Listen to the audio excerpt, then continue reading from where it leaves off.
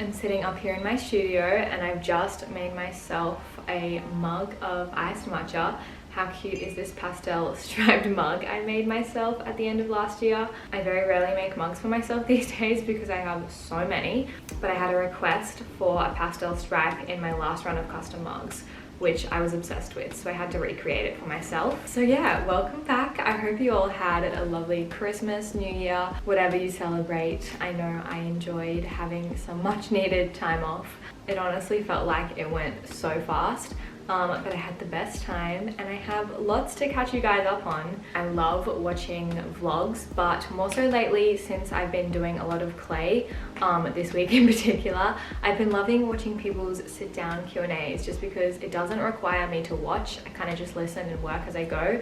So I think that's kind of what's inspired me to make today's video. I asked for some questions over on my Instagram, so that is what I'm going to be answering. So yeah, let's just get into it. It's a little bit cliche, but this question did come up a lot, asking if I have any New Year's resolutions / my 2022 goals. I've definitely touched on it in the past and I've posted quite a bit about it on my Instagram. I'm definitely a sucker for a yearly vision board. I just made it on Canva and like screen clipped things from Pinterest and Instagram.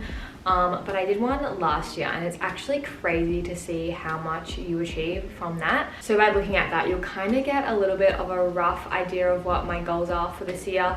But I thought I would just kind of like better explain them because it is a little bit vague. So I've actually started off this year by doing a challenge called Project 50. What it is it's a 50-day challenge. Basically, it takes 50 days or around that to kind of cement a habit or set in a routine. There's a whole Instagram page about it and there's like a rough set of guidelines that you can follow. However, I've changed it around quite a lot. The habits that I am following are to get up before 6 a.m, to spend the first hour of the day with no social media, so your phone has to be on flight mode, to journal daily. I just do like journal prompts that I find on Instagram. Wellness with Soph, or I think she's recently changed her Instagram name, but I'll put it on the screen. She has really great ones. So does Moya, and Margot Lee also has really good ones that I like. 1 hour of exercise each day. Phone notifications off for social media, which I do anyway. And then the last one is 1 reel / post per day. That's kind of a little additional thing that my friends and I set out to do. We just thought it would be a good way to document it. Some other resolutions that I had down were to read more. I feel like that's a pretty self-explanatory one. A lot of people have that on their resolution list, but just in general, I don't really read much and I would like to do that more. I want to level up my editing game. Editing is something that I genuinely do really enjoy, and I just feel like lately, or more specifically like the end half of last year, I was just getting too busy and kind of just hating the process of editing. I was looking at it as more of a chore and just to like get a video out rather than enjoying like the creativity of it. And the final one was to be more organized in my business, more specifically to plan the shoots and concepts a little further in advance before the drops. The next one is fears whilst being in your 20s. I don't know, I feel like probably my biggest fear is, and I don't know, this might sound so stupid, but it's the only thing I can think of. Generally, I'm like not the biggest partier. Like, I really don't drink much. I hardly go out. Like, it takes a lot of convincing for me to go out. Really, all my friends have to be on board for me to be like, yep, okay, I'll do this. And even when I do, I don't drink much just because I hate the feeling of being hungover. I think because I typically don't choose to like go out clubbing and things, there's like a little bit of FOMO in the back of my head, being like, am I missing out on all of this stuff because it's like the age that you kind of do that stuff? But then when I'm like there and doing it, I'm kind of just hating it. So I would much prefer to like be in bed asleep by 10, 11, and then get up at like 5 and watch the sunrise and spend the day like outside and at the beach and things. So it's definitely like a really silly mental battle that I have with myself, but yeah, I think that's probably it. I'm sure there's probably more, but that's just kind of what comes to mind now. How are you really feeling emotionally and physically? If I'm being honest, like coming off the back of like 3-4 weeks break. Although I did not work entirely over that time, I was still doing like social media stuff and editing videos towards the end of that. I kind of thought I would be feeling more refreshed. I know time is just like a construct, and honestly I don't really believe in like new year, new start kind of thing. I think you can start at whatever time you want, but that weird time between Christmas and New Year really got to me this year. I think it was just like the lack of routine, and also I wasn't working but then feeling guilty for not working. I kind of just wrote it out and took it as a sign to just like completely step back and chill out and just kind of allow myself to feel inspired when it happened naturally. So that was really nice, and because of that I've spent this whole week working on my next collection, which for the first time in ages I've actually really enjoyed. I've implemented a heap of techniques that I haven't used in the past, and I'm kind of, I don't want to say recreating, but my style of art and ceramics this year is definitely going to change. Overall I'm feeling pretty good, just adjusting to routine and kind of getting into the swing of things again. I'm getting engaged and want some advice on what you would wear. First off, congratulations, that is so exciting. Okay, let me go and look through my Instagram saved for this. Obviously, it totally depends on what the vibe is, whether it's like an indoor engagement party, outdoor engagement party, when the party is. But if I were to be getting engaged, these are the places that I would look. First off, have a look on Revolve. They have so many different brands on there.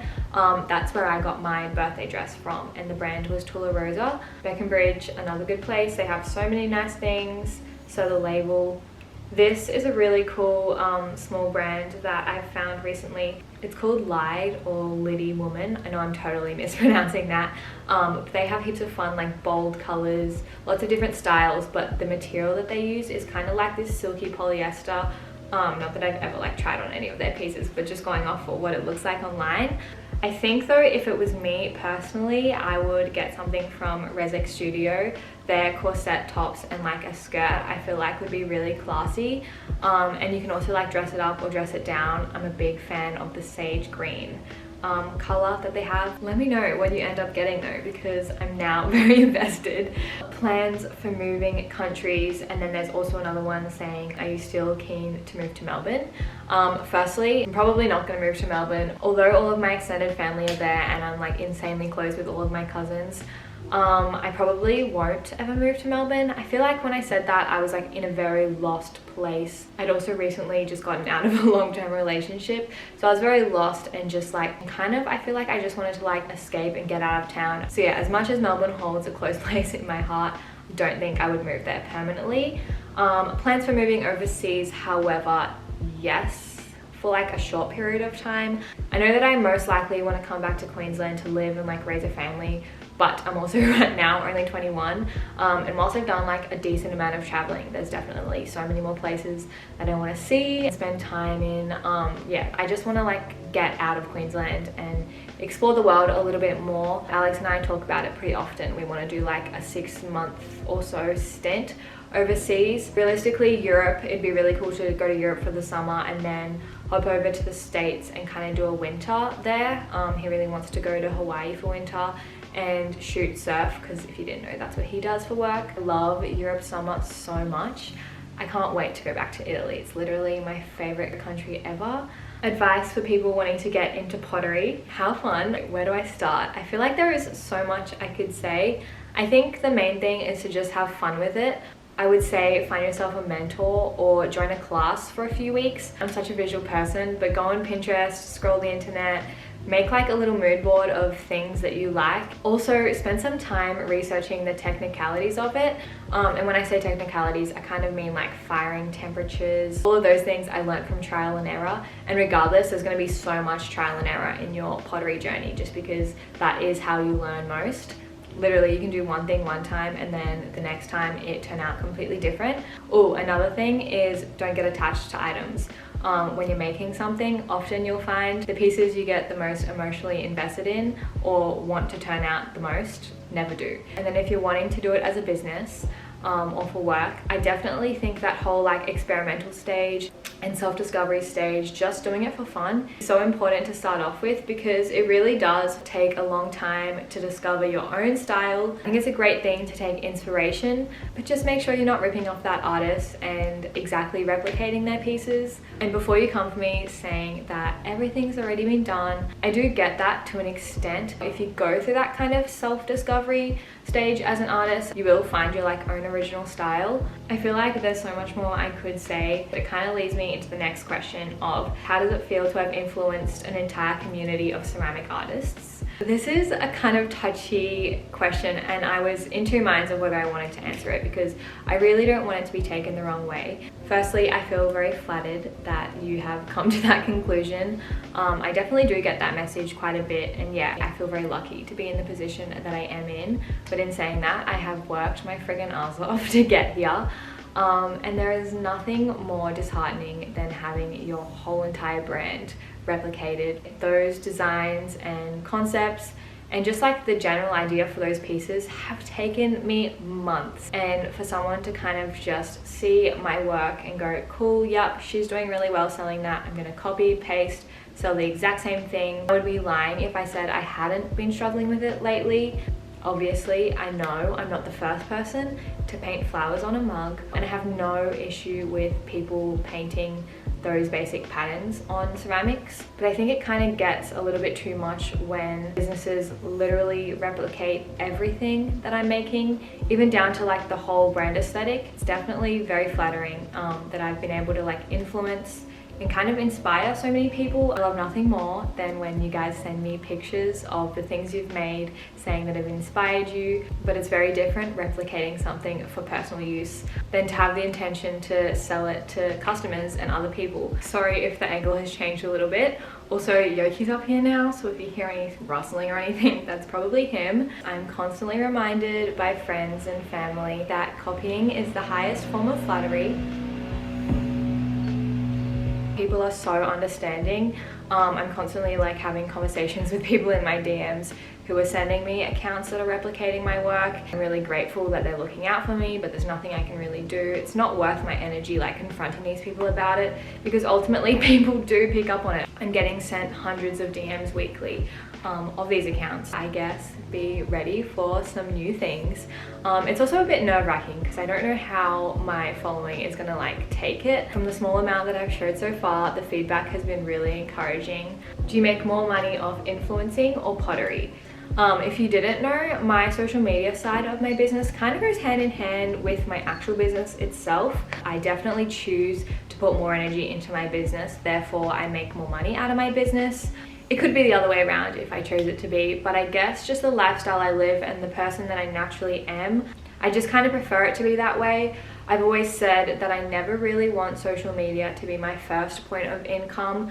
I kind of like having that as an additional thing on the side. The internet could completely just turn off one day and I still have a business behind me. And also, like I said at the start of the video, the pressure of social media and everything does get to me sometimes. So if my income solely relied on that, I think it would just kind of be a little bit all too much for me. I don't want to live for YouTube. I'm happy to document my life on YouTube, but if that means I'm not in the headspace to make a video that week, and I don't feel like it, I'm not going to just produce a video for the sake of it. Also, you guys might not realize, but it does give me a lot of freedom to be really picky about the brands that I want to work with. I'm very selective about what brand deals I do take on. I just don't really want to ever be caught up in having to work with brands that I don't really agree with or use or love myself anyway, for the sake of having to make the money to put a roof over my head that week. So that's kind of why I choose to put a little bit more energy into my business rather than social media. And the final question I'm going to answer, because this one did pop up a lot also, is where is my office furniture from? It's definitely taken me a while to get this room fully furnished, but I am obsessed with how it has come along. It just really feels like my aesthetic and my style, and it's such like a nice calming space to be in. Both desks are from IKEA. I can't remember the exact like model number or name, but I'll put it up on the screen or in the description below. These wooden shelves behind me are a new addition. They're also from IKEA. And my desk chairs are also from IKEA. So literally everything's from IKEA. Actually, even the shelves that my printer and like packing supplies all sit on is also from IKEA.